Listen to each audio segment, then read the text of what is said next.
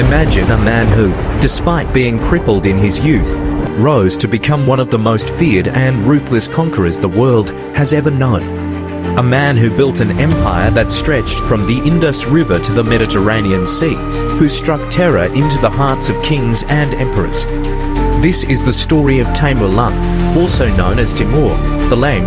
His journey from a small-town warrior to the mighty conqueror of Asia is a tale of ambition, brilliance, and unparalleled brutality. Taimoor Lung was born in 1336 in the town of Kesh, present-day Uzbekistan, into a noble family of the Balas tribe. As a young boy, Timur was already fascinated with tales of great warriors and empires, and he trained tirelessly in the arts of war. But his destiny took a painful turn when he was injured during a battle in his youth, leaving him with a permanent limp, the wound that earned him the name Timur Lang or Taimoor Lung. Yet, what might have broken other men only seemed to make him stronger. From a young age, Timur displayed a remarkable talent for leadership and strategy. While others might have seen his injury as a limitation, Timur saw it as a challenge to overcome. He began gathering followers, uniting the tribes of Central Asia under his command.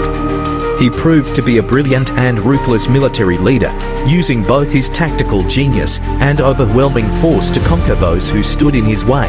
By the time Timur was in his 30s, he had established himself as the ruler of Transoxiana, with his capital in Samarkand. But this was just the beginning. Timur had grander dreams, and soon he embarked on a series of campaigns that would make him a living legend. He swept through Persia, the Caucasus, and Russia, leaving behind a trail of destruction. He invaded India in 1398, sacking Delhi and leaving the city in ruins. Timur was a master of psychological warfare, often using fear as a weapon to force his enemies into submission. Stories of his cruelty spread quickly, tales of entire cities being massacred and pyramids of human skulls being built as warnings to others. However, Timur wasn't just a destroyer, he was also a builder. He brought back artisans, architects, and scholars from the lands he conquered, transforming his capital, Samarkand, into a jewel of the ancient world. Under his rule, it became a center of culture, art, and learning, attracting the greatest minds of the time. The contrast between his brutality in war and his love for culture and beauty made him a complex and enigmatic figure. As Timur grew older, he never lost his thirst for conquest. Despite ruling one of the largest empires in history, he always sought to expand his territory further. In his final years, he even set his sights on China, but fate intervened.